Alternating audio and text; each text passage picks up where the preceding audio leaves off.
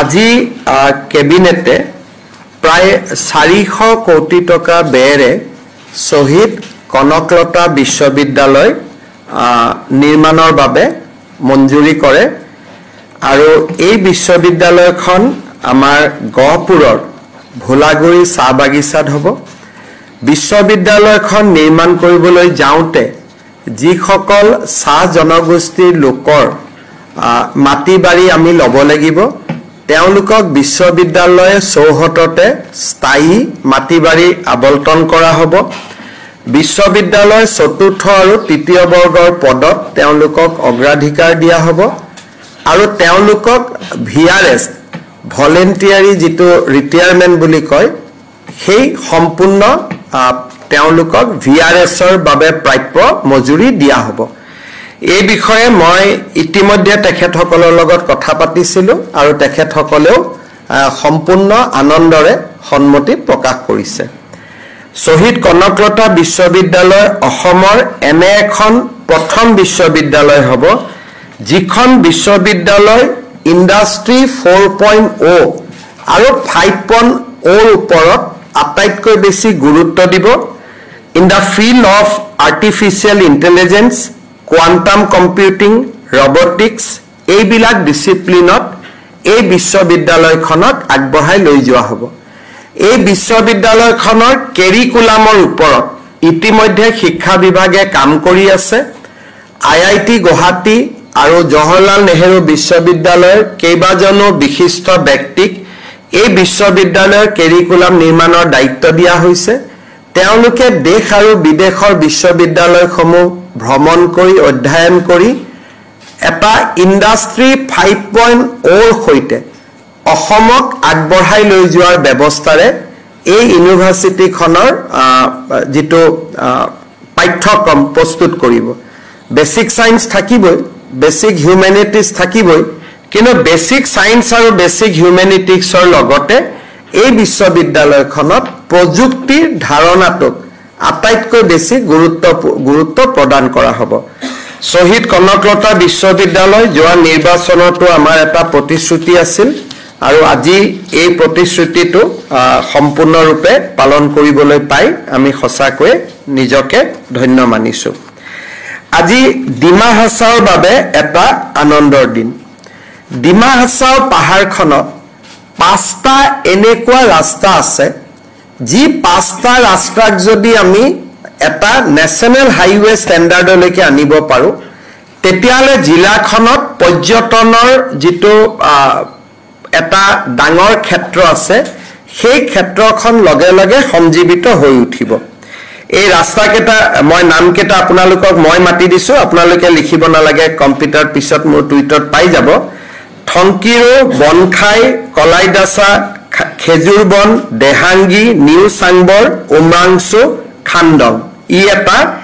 177 kilometre ৰাস্তা, 177 kilometre.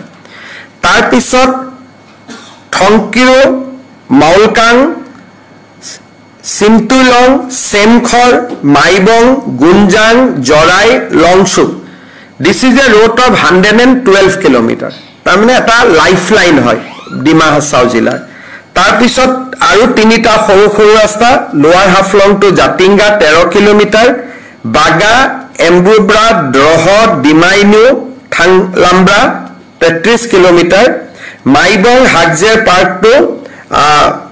খালিমদিয়া দিছা via Kalibari 13 kilometre. আজি আমি ডিমা হাছাও জিলাত 348 কিলোমিটাৰ আৰু 5টা পথ নিৰ্মাণৰ বাবে 3,875 কোটি টকাৰ অনুমোদন দিছোঁ। হাইয়েষ্ট ইভাৰ পাহাৰীয়া জিলাখনত ইমান ডাঙৰ ইনভেষ্টমেণ্ট কেতিয়াও অসম চৰকাৰে কৰা নাছিলে। টেণ্ডাৰ নিবিদা সম্পূৰ্ণ হৈছে। বানপানীৰ পিছতে আমি কাম আৰম্ভ কৰিব পাৰিম আৰু এই প্ৰজেক্টটোত আমাক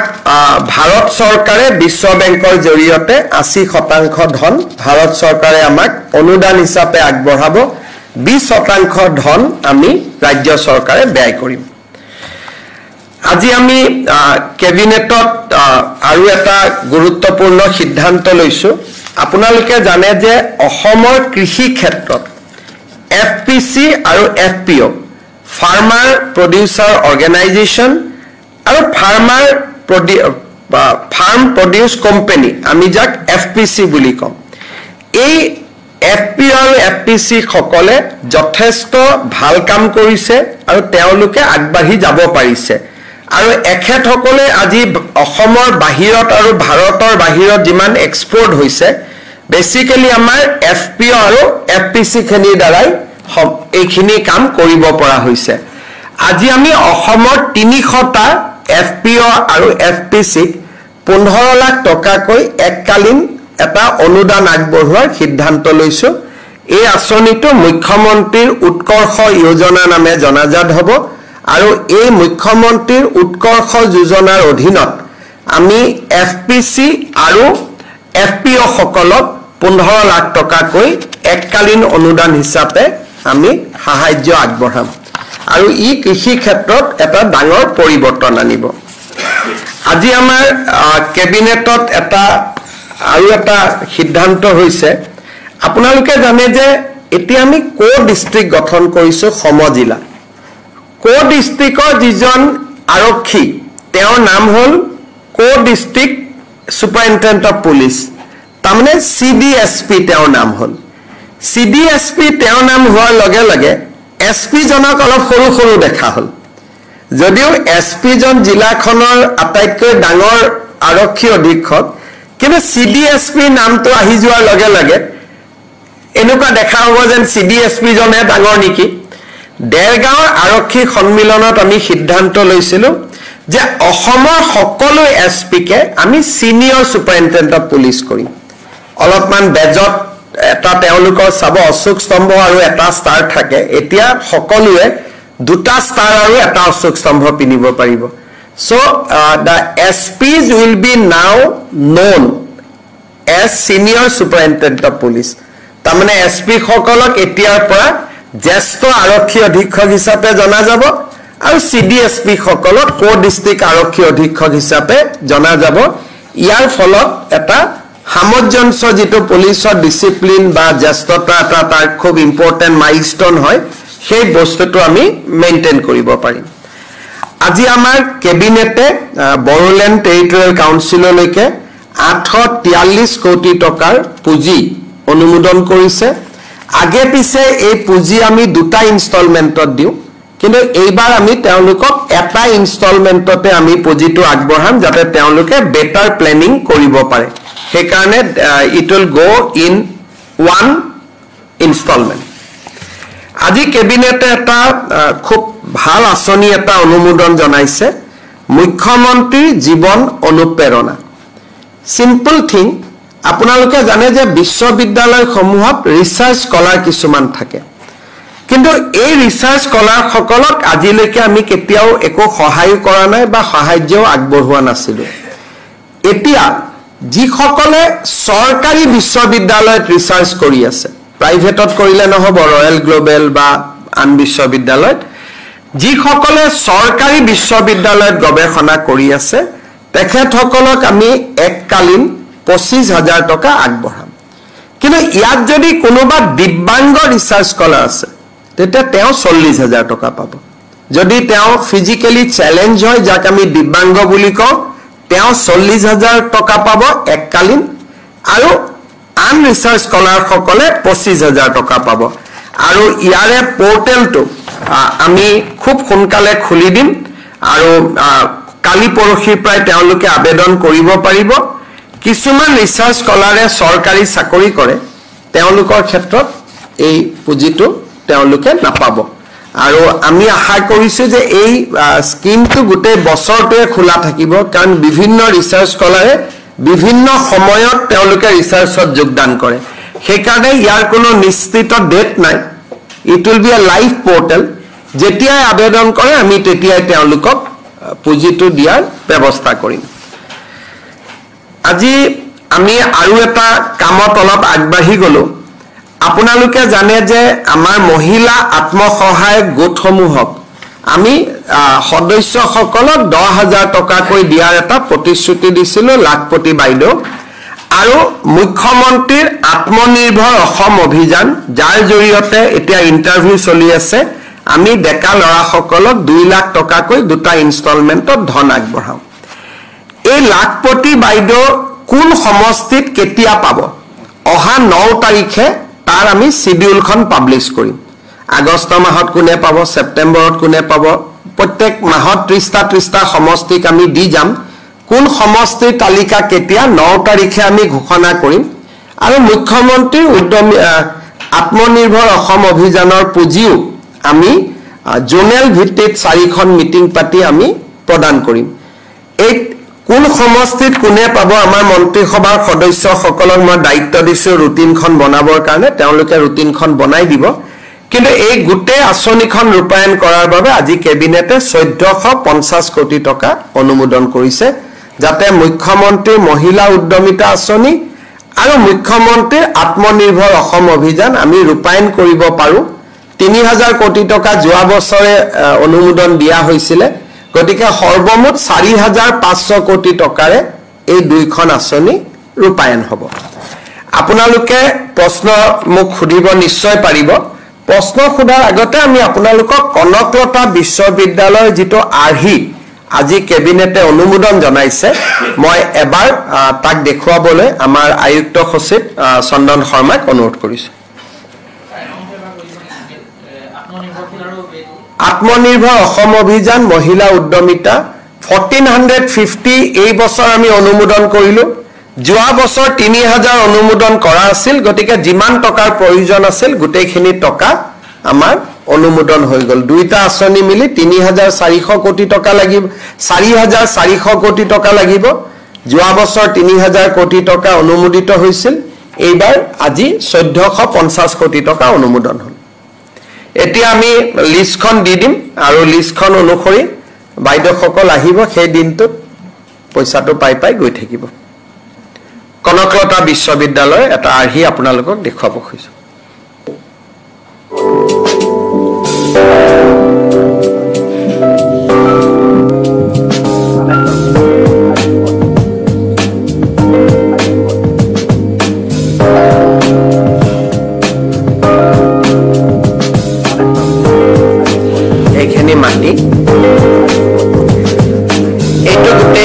কনস্ট্ৰাকশন হলে এনেকুৱা দেখা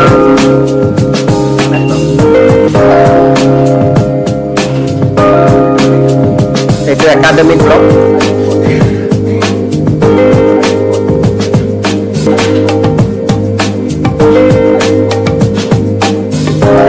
এইটো একাডেমিক ব্লক এইখিনি এইটো প্ৰশাসনীয় ভৱন এইকেইটা হোষ্টেল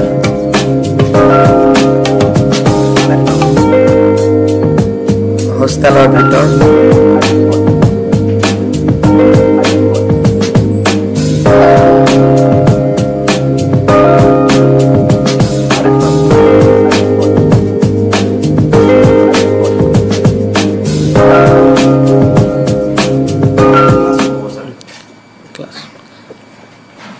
এটা আপোনালোকে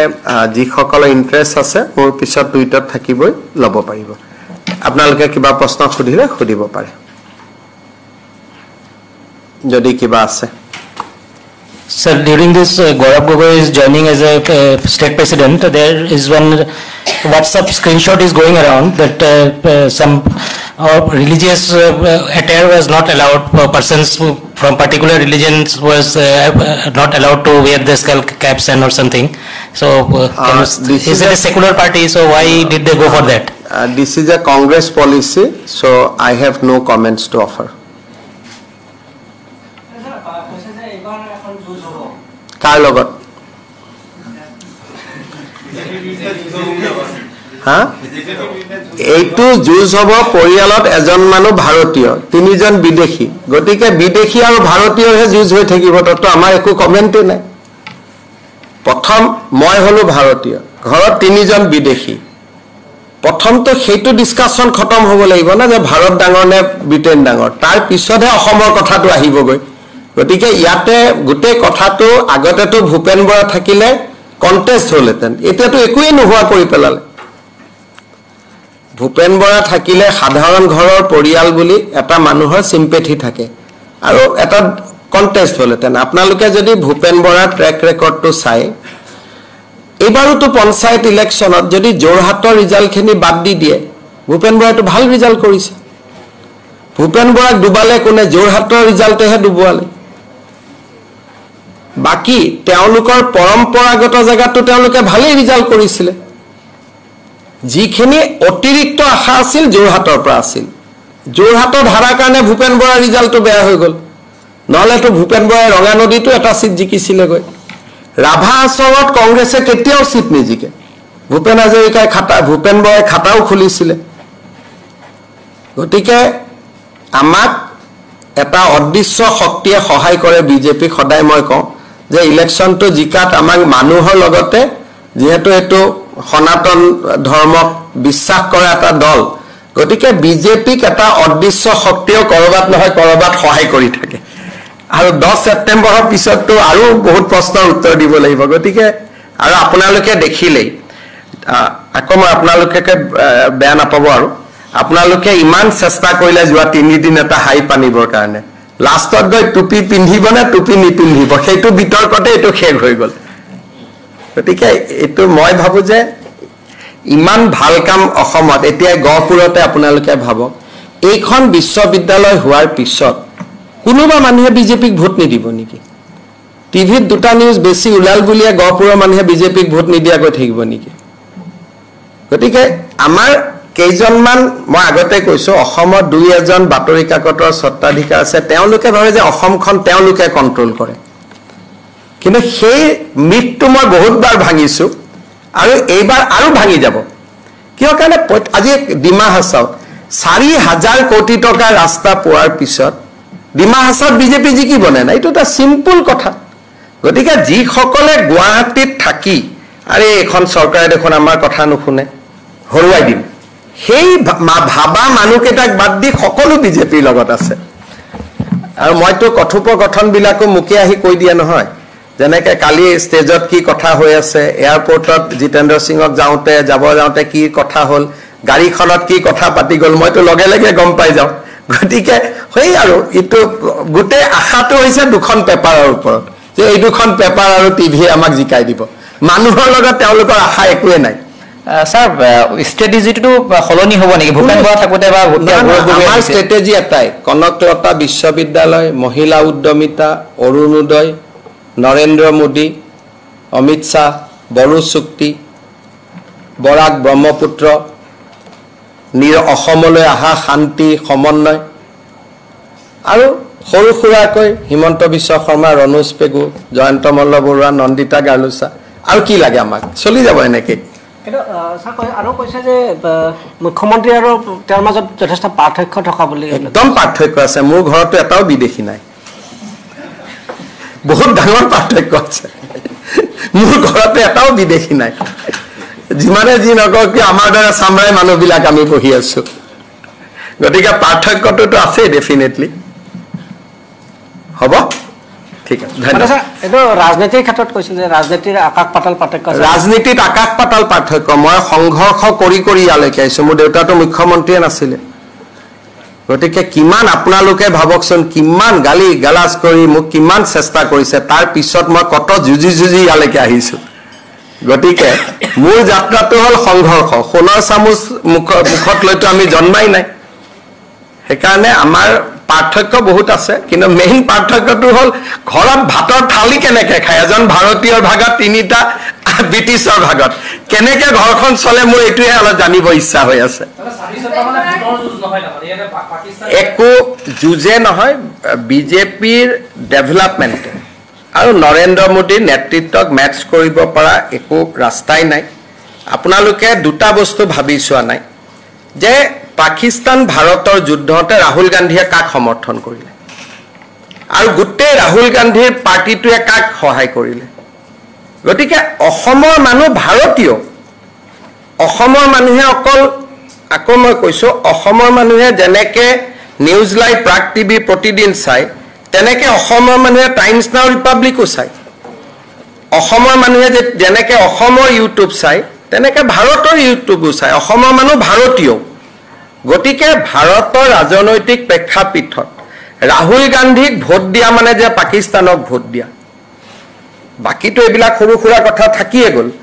আচলটো মুৰব্বীজনেই প্ৰ পাকিস্তান নহয়। কালি মধ্যপ্ৰদেশত কোনবোৰ কথা কৈছে আপোনালোকে নিজে শুনিছে।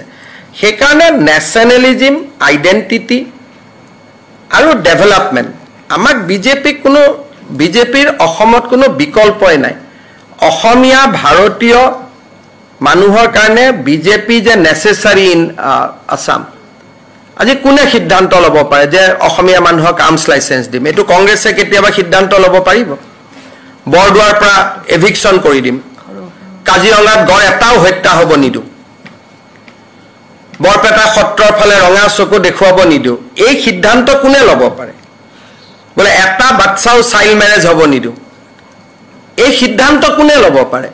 গতিকে অসমীয়াৰ কাৰণে বিজেপিটো এটা কম্পালচন হয়, কাৰণ অসমীয়া মানুহে যিটো বিচাৰে তাক বিজেপিয়ে দিব পাৰে, আৰু বিজেপিয়ে যি ৰাজনীতি কৰে সি অসমীয়া মানুহৰ আদৰ্শত ৰাজনীতি কৰে। আজি বটদ্ৰৱা আমি যেনেকৈ সত্ৰ বনাইছোঁ, সন্মুখত যেনেকৈ আঁচনি হৈছে, কংগ্ৰেছেতো কেতিয়াবাই কৰিব পাৰিলেহেঁতেন। সেইকাৰণে ভাৰতীয় জনতা পাৰ্টী অসমৰ ৰাইজৰ মাজত একাকাৰ হৈ পৰিছে। পৃথক কৰাটো সম্ভৱে নহয়। যোৱা 3 দিন কংগ্ৰেছে প্ৰমাণ পালে, চেষ্টা কৰিছিল যোৱা 3 দিনত, পৃথক কৰিবতো নোৱাৰিলে। আপোনালোকে নিজে টিভিৰ ভিজুৱেল চাব, বানপানীত যন্ত্ৰণা, কষ্ট, আৰু এক প্ৰকাৰ ক'ব গ'লে চৰকাৰক মনত হয়তো বেয়াও পাই থকা মানুহ, কিন্তু তাৰ মাজত মই যাওঁতে মানুহে মোক কিটো ব্যৱহাৰ কৰিছে যোৱা 3 দিনতো আপোনালোকে নিজে দেখিছে। এটা যদি সত্যটো আপোনালোকে নাচাওঁ বুলি ভাবে, এইটোতো মোৰ কোনো উপায় নাই। এইটো ঠিক যে একাংশ মানুহে নগাঁৱৰ পৰা একাংশ মানুহ আছে, তেওঁলোককতো আমি ভোটো নালাগে বুলি কৈ দিওঁ, যে যদি আমি কণ্ডিশ্যনেল ভোট খোজোঁ, বাচ্চাক যদি সৰুতে বিয়া নিদিওঁ বুলি কয় তেতিয়াহে আমাক ভোট লাগে, যদি সত্ৰৰ মাটি দখল নকৰোঁ বুলি কয় তেতিয়াহে আমাক ভোট লাগে। গতিকে আমাৰ ভোট এটাও ক'তো আঁতৰি নাযায়, কাৰণ অসমীয়া মানুহে প্ৰথমবাৰৰ বাবে এখন নিজৰ চৰকাৰ পাইছে। আৰু এতিয়াতো আগষ্টৰ পৰা কিমান কাম ওলাব মাৰ্চলৈকে, থিয় থাকিব পৰা নাযাব বেলেগ মানুহ, আমাৰ ইমান হাতত কাম আছে। ঠিক আছে, ভূপেন বৰালৈকে মোৰ সহানুভূতি আছে। মই ভূপেন বৰাক প্লেনতে কৈছিলোঁ, বাবা মাৰ্চত তোমাৰ খতম। এতিয়া কৈছে যে দিল্লীততো AICCতো হিমন্ত বিশ্ব শৰ্মাৰ মানুহ আছে, হিমন্ত বিশ্ব শৰ্মাৰ মানুহ, মোক ভাল পোৱা মানুহ মুখ্য ঘৰতে আছে, খবৰ মোক লগে লগে দি দিয়ে যে এনেকৈ হ'ব গৈ আছে। কাৰণ সকলো লগত থকা মানুহজনে ৰজা, গাড়ীত চালকজনটো প্ৰজা। গতিকে সকলো প্ৰজা আমাৰ লগত আছে, কাৰণ তেওঁলোকে সংঘৰ্ষ কৰি থকা মানুহৰ লগত থাকে। আজি ধৰক জিতেন্দ্ৰ সিঙে ইয়াত আহিলে, গাড়ীৰ ড্ৰাইভাৰজন কোন? ধৰক ৰজাৰে গাড়ী কোনোবাই চলাই আছে, ড্ৰাইভাৰজন কোন? তেওঁতো প্ৰজা। গতিকে মোক এই অমুকে খবৰ দিছে, কিন্তু অমুক নাথাকা জেগাৰ খবৰটোতো মই পাওঁ। আজি ধৰক কেইদিনমান আগতে ৰাহুল গান্ধীৰ ঘৰত এখন মিটিং হৈছিল, মোক একজেক্ট লাইন সোধক, মই কৈ দিম, কিন্তু এটা মই ক'ব নোৱাৰোঁ, ক'লে তাত থকা এজন দুজনক সন্দেহ কৰি দিয়ে। তাত পৃথিৱী মাজিটো ভাল মানুহ, পঢ়িব আসন দিব লাগে। মইতো আজিও ছাৰ বুলি মাতো, আহিলে মইতো মুখ্যমন্ত্ৰী হিচাপেও থিয় হৈ দিওঁ। পৃথিৱী মাজি মোৰ তাতো আহে। মই চাওক, কংগ্ৰেছে কাক থিয় কৰাই নকৰাই মই নাজানো, কিন্তু পৃথিৱী মাজিক আপোনালোকে সুধিব, মোৰ ৰুমত আহে, মুখ্যমন্ত্ৰী হিচাপেও মই থিয় হৈ দিওঁ তেওঁ আহিলে, কাৰণ তেওঁ মোৰ বিধানসভাৰ অধ্যক্ষ আছিলে। মাজিক মই চাহ জনগোষ্ঠী বুলি কোৱা নাই। পৃথিৱী মাজিয়ে অসম বিধানসভাৰ অধ্যক্ষৰ আসনখন সলনি কৰিছিল। তেখেতক আপোনালোকে সুধিব, মোৰ অফিচত যেতিয়া আহিছে মই থিয় হৈ দিওঁ, আৰু আজিও ছাৰ বুলিয়ে মাতো। গতিকে আমাৰতো ইমান আমিতো সৰু মানুহৰ পৰিয়ালত সদায় আমি সন্মান কি তাক সৰুতে শিকোৱা যায়। LP স্কুলৰ মাষ্টৰজনক আজিও দেখিলে আপোনালোকে নমস্কাৰ নকৰে জানো? গতিকে আপোনাৰ যিটো স্বভাৱ সেইটো মোৰে স্বভাৱ, আমাৰ স্বভাৱৰ মাজততো কোনো পাৰ্থক্য নাই। আজিও যদি LP স্কুলৰ মাষ্টৰজনক সন্মুখত আমি দেখো, ছাৰ বুলি থিয় হৈ মূৰটো তল কৰি দিয়াটোতো এইটো আমি সৰুতে শিকিছিলোঁ। গতিকে মাজি বিধানসভাৰ অধ্যক্ষ আছিলে, তেখেতক মই যথোচিত সন্মান দিব চেষ্টা কৰোঁ। কিন্তু আন কোনোবাই দিয়ে নিদিয়ে মই সমালোচনা কৰোঁ এইটো তেওঁলোকৰ হয়তো কিবা প্ৰটোকলো হ'ব পাৰে বোলে এমপি বহি থাকিব বাকীসকল থিয় হৈ থাকিব তেওঁলোকৰ ভিতৰৰ কি প্ৰটোকল মইতো নাজানো ভূপেন বৰা বিজেপিত যোগদান কৰা নকৰা সেইটো তেওঁৰ বিষয় কিন্তু মই এটা কথা আৰু ভৱিষ্যতবাণী কৰি থৈ দিওঁ যে এপ্ৰিললৈকে ভূপেন বৰা আৰু বহুত অপমান হ'বলগীয়া আছে আমাৰ দলত আহা নাহাৰ কথাটোলৈকে আহাই নাই কাৰণ মইতো কথা নাপাতো মই কেতিয়াবা প্লেনে টেনে লগ পালে কথা পাতো গতিকে কিন্তু আজিয়ে মই ভৱিষ্যতবাণী কৰি থৈ দিছো একেদিন আপুনি সুধিব খাৰগে ভূপেন বৰাক লগ পাই কয় হাম क्या कर्नाटक में हम पीसीसी प्रेसिडेंट था लेकिन हम सीएम नहीं बना कृष्णा बन गया भूपेन बरा खारगे কৈছে তাৰমানে ভূপেন বৰাক বুজাইছে যে পিসিসি প্ৰেসিডেন্ট নোহোৱা মানে মুখ্যমন্ত্ৰী নোহোৱা নহয় তোৰ নামটো এতিয়াও মুখ্যমন্ত্ৰী লিষ্টত আছে তাৰ পিছত খাৰগে এজনক মিটিংত বুজাইছে দেখো হিমন্ত বিশ্ব শৰ্মা का साथ मेजॉरिटी था हमने कागज बना के आपका पिताजी को खड़ा किया तेते एजने কৈছে आपने बहुत अच्छा किया वो तो बीजेपी का एजेंट था तो এইবিলাক হৈছে তেওঁলোকৰ কথোপকথন গতিকে ইয়াত আপোনালোকে কি এইটো পাৰ্টিত কি থাকিব পাৰে আপোনালোকে কওকচোন তাতে এতিয়ালৈকে পঞ্চায়তত হাৰি উঠিছে মাত্ৰ এতিয়া ভূপেন বৰাক মুখ্যমন্ত্ৰী হোৱাৰ ললিপপ দি আৰ বেচাৰা ভূপেন বৰাই সবকে ফোন কৰি কৈ আছে এখিনি কথা মই কাৰো পৰা শুনা নাই ভূপেন বৰাৰ পৰাই শুনিছো ভূপেন বৰাই জাৰ্নেলিষ্ট দুজন মানক ফোন কৰি কৈ আছে अभी भी हमारा स्कोप है এটা কোনবাই ভাইব মিটিংৰ খবৰ কেনেকে পালো এইটো মিটিংৰ খবৰ ডাইৰেক্ট ভূপেন বৰাৰ পৰা পাইছো ভূপেন বৰাই যাক কৈছে ই আকৌ মোক কৈছে যে अभी भी हमारा स्कोप है তাই এইটো হল পাৰ্টি আপোনালোকে কি তাৰ কি ভৱিষ্যত আছে মোক কওক সেইকাৰণে কাম কৰি যাব লাগে অৰুণোদয় আশীৰ্বাদ মহিলা উদ্যমিতা আশীৰ্বাদ ইমান ডাঙৰ 4000 কোটি টকা ৰাস্তাত ডিমা হাছাও হ'ব পাৰে নেকি কেতিয়াবা অসমীয়া মানুহে কল্পনা কৰিব পাৰিছিল নেকি যে ডিমা হাছাওতে এখন জিলাত 4000 কোটি টকা ৰাস্তা হ'ব কোনোবা অসমীয়াই কল্পনা কৰিছিল নেকি যে কাজিৰঙাত এটাও গড় নমৰিব চোৰাং চিকাৰীয়ে কোনোবা অসমীয়া মানে কল্পনা কৰিছিল নেকি যে ধাক্কা দি আমি মানুহক বাংলাদেশত পঠাই দিম কিমান পঠালো নাই পঠোৱা সংখ্যাটো আপোনালোকক কম এইকেইদিনত কিমান ডাঙৰ অপাৰেচন কৰি ললো যোৱা এক মাহত কিমান বাংলাদেশীক ধাক্কা দি পঠালো অসমীয়া মানুহেতো আন্দাজে কৰিব পৰা নাছিল ট্ৰিবিউনেল এইবিলাক পাতি থাকিছিল আইএমডিটি ফৰেনাৰ্ছ ট্ৰিবিউনেল মইতো হাতত ধৰি ধাক্কা লগাই পঠিয়াই দিলো যা থাকিব নালাগে গতিকে এই কাম বিজেপিয়ে কৰিব পাৰে কাৰণ বিজেপিয়ে অসমীয়া মানুহৰ আত্মাটোক বুজি পায় যে অসমীয়াই এইখিনি বিচাৰি আছে আৰু অসমীয়াই যিটো বিচাৰিছে বিজেপিয়ে সেই কামখিনি কৰিব খুজি আছে তেওঁলোকৰ যিবিলাক প্লেনিং যিবিলাক কথা বাৰ্তা পাতি আহিছে শুনিলেতো আপোনালোকৰ হাহাকাৰ লাগি যাব যে এনেকেও কোনবা ৰাজনৈতিক দলত পাতে নেকি গতিকে এতিয়া মই ক'ব নোৱাৰো নহলে আপোনালোকে কাবাক এজেন্ট বনাই দিয়ে মোৰ কিন্তু দুৰ্ভাগ্যবশত নাম কোৱা কেজন মোৰ এজেন্ট নহয় মোৰ এজেন্ট আৰু ডাঙৰ এজেন্ট থাকে সেইকাৰণে যিকেজনক সন্দেহ কৰে বহুত কথা মই কওঁ তেওঁলোক নাথাকা সময়ৰ কথা কওঁ আজিকালি তেওঁলোক থাকা সময়ৰ কথা নকওঁ কাৰণ কেইটামান মানুহক এনেই পেপাৰ কেইখনে টাৰ্গেট বনাইলে যে ইয়ে এজেন্ট হ'ব সেইকাৰণে আজিকালি তেওঁলোক থাকাৰ কথাখিনি নকওঁ নাথাকাৰ কথাখিনি কওঁ বুজি পালে সেইকাৰণে এনেকে নহয় আমি আজি আপোনালোকে এটা চিন্তা কৰক যে 4 বছৰত বিজেপি চৰকাৰ আহিব এনেকে গড় মাৰাটো সঁচাখচি বন্ধ হৈ যাব কোনে কল্পনা কৰিছিল কওকচোন 21ৰ পৰাটো গড়ে নমৰা হৈ গ'ল এতিয়া মানুহে কৈ আছে কাজিৰঙাত ইমান গড় হ'ল গড় ক'ত থম গোটে এতিয়া ঘটনাটো গড় মাৰা নহয় এতিয়া দিল্লীৰ পৰা চিঠি আৰম্ভ হৈছে কাজিৰঙাত গড় অভাৰ হৈ গৈছে পবিত্ৰাত লৈ আহিব লাগে ওৰাঙত লৈ আহিব লাগে ভূটানত দিব লাগে মানসত দিব লাগে গোটে কথাটোৱে উল্টা কৰি গ'ল গতিকে আগতটো কেতিয়াও হোৱা নাছিলে আজি প্ৰথমবাৰ চক আপোনালোকে ইউএছটিএমৰ কথা কওঁতে মোক হাঁহিছিলে গুৱাহাটীৰ পানী আজি তো সুপ্ৰিম কোৰ্টে নোটিছ কৰি দিলে ইউএছটিএম